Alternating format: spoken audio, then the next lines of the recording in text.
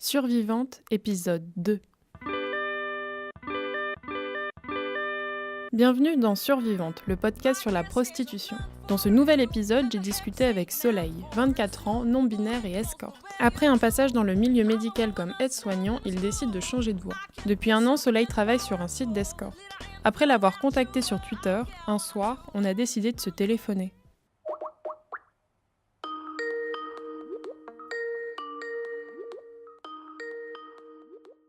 Bonjour, vous m'entendez ? Je suis là, c'est bon et j'entends. Ok, super, moi aussi. Alors, tout d'abord, comment a mûri l'idée de devenir travailleur du sexe ? Ma copine avait fait ça il y a quelques années vite fait et puis je sais pas, en fait c'était totalement sur un coup de tête, j'en avais marre des boulots pourris. Mes travails se sont jamais très bien passés et pour l'instant ça c'est ce qui me convient le mieux. Et j'ai vu une pub pour Rich Meet Beautiful. C'était pas exactement une pub, en fait c'était un truc qui disait « Ah mon dieu, Rich Meet Beautiful, c'est pas bien, c'est de la prostitution », du coup je suis allée voir. Ok.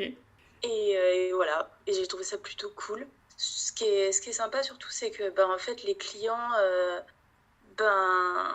clairement, c'est nous qui décidons, quoi. Donc, on les envoie chier, c'est nous qui décidons du prix.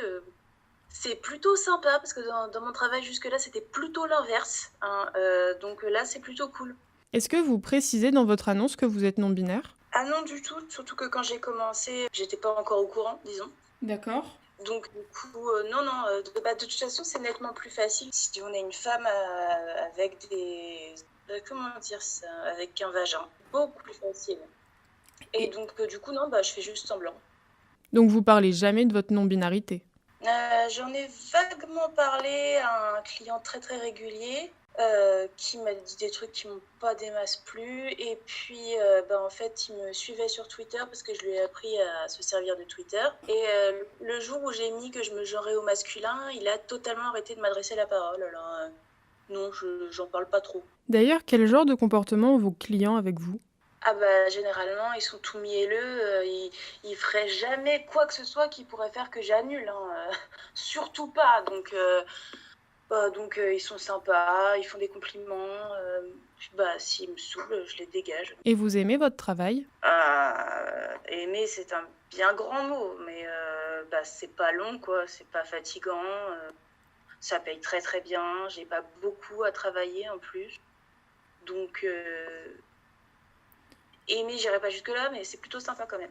La première fois qu'on s'est parlé, vous m'avez dit que devenir escorte vous avait donné confiance en vous. Qu'est-ce qui a changé dans le regard que vous portez ? Je me suis jamais énormément plu à moi-même et je pensais vraiment que je faisais partie des gens les plus moches de ce pays.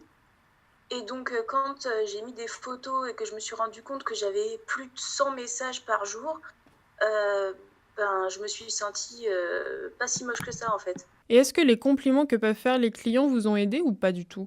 Alors oui, ils font des compliments, mais les compliments face à face, ça me fait un peu ni chaud ni froid, quoi. Parce que les compliments, c'est du vent, quoi. Ça fait partie du truc. Ils vont pas me dire, t'es trop moche, mais allez, banco.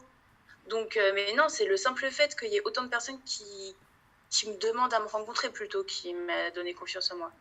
Vous avez déjà rencontré des problèmes avec des clients ? Comment on gère ça quand ça arrive ?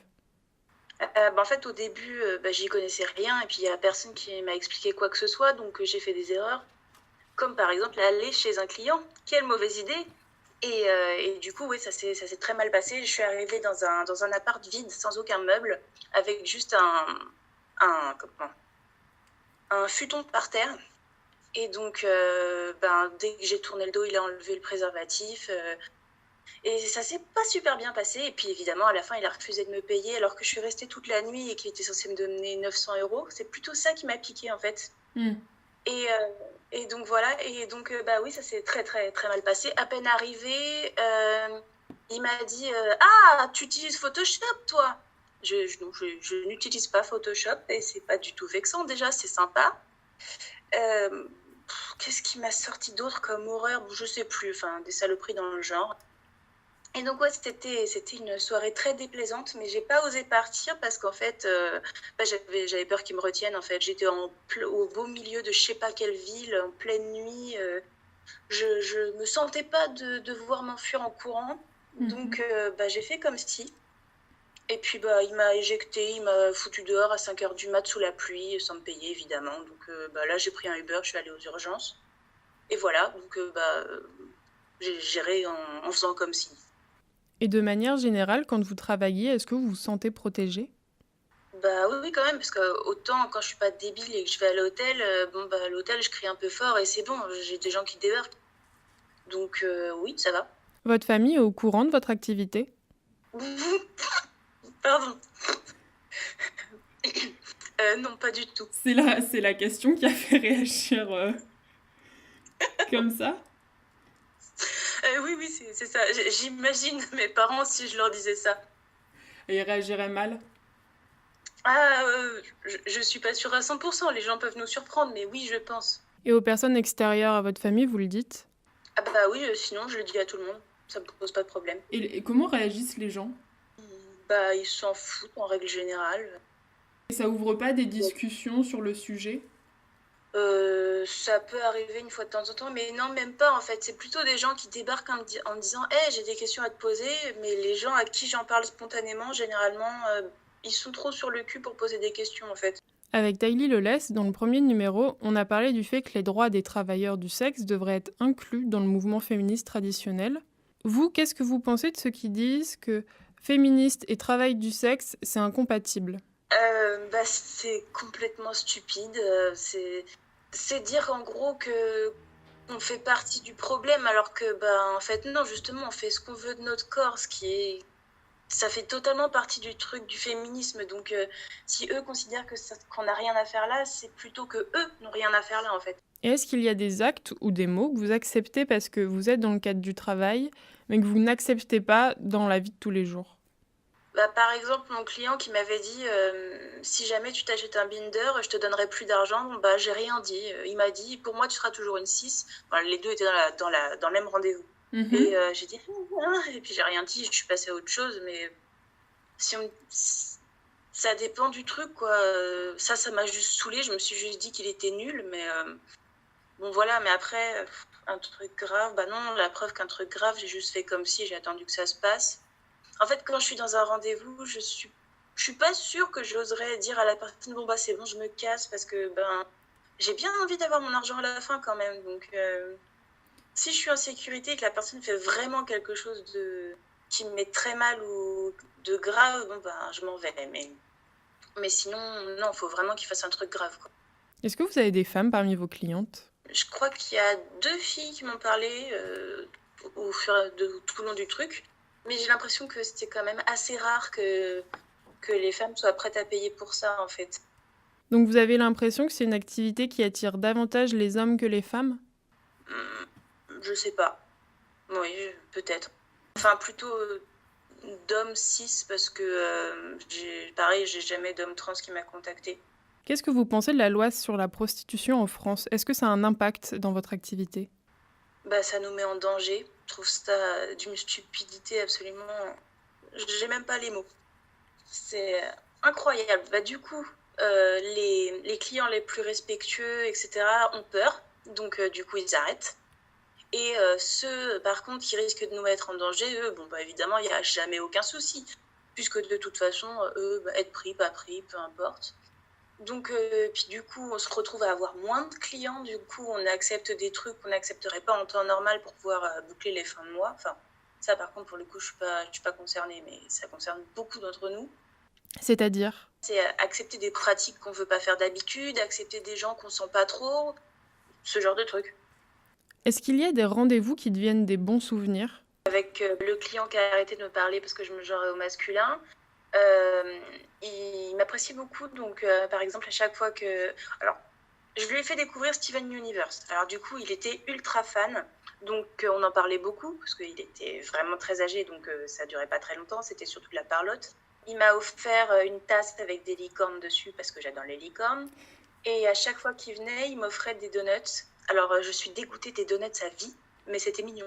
Mais alors, plus jamais les donuts, hein, parce qu'on se voyait au moins 4 fois par mois. Moi, les donuts, là, j'en ai ras-le-bol. Et d'autres, au contraire, où vous vous êtes dit plus jamais ça? Je prends plus de précautions vis-à-vis de certaines choses.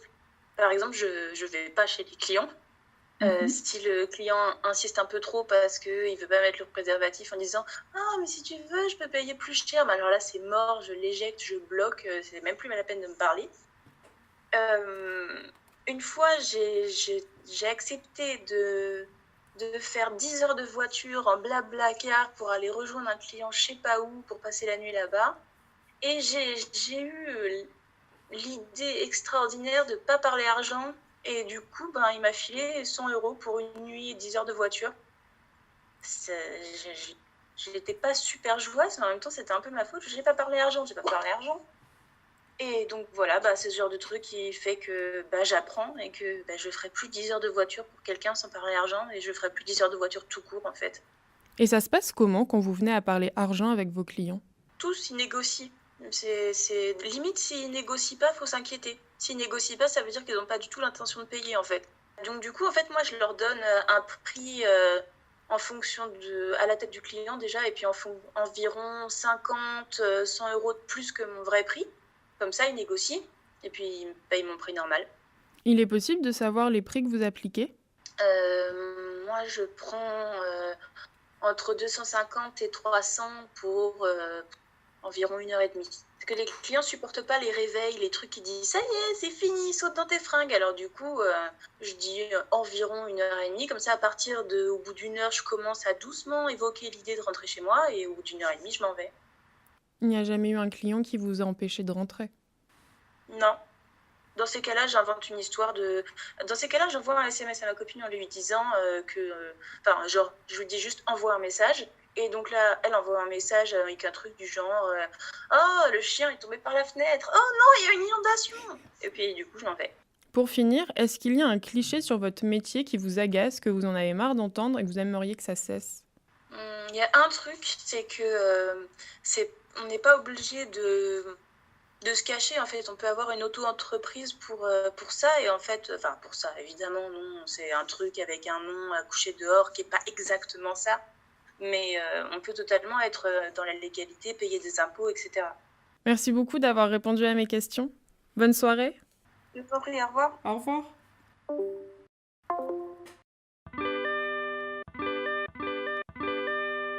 Et merci à vous d'avoir suivi ce deuxième épisode de Survivante. Si vous n'avez pas écouté le premier, je vous invite à le faire. Le lien sera dans la barre d'infos. On se retrouve bientôt pour un nouveau numéro. Et en attendant, prenez soin de vous.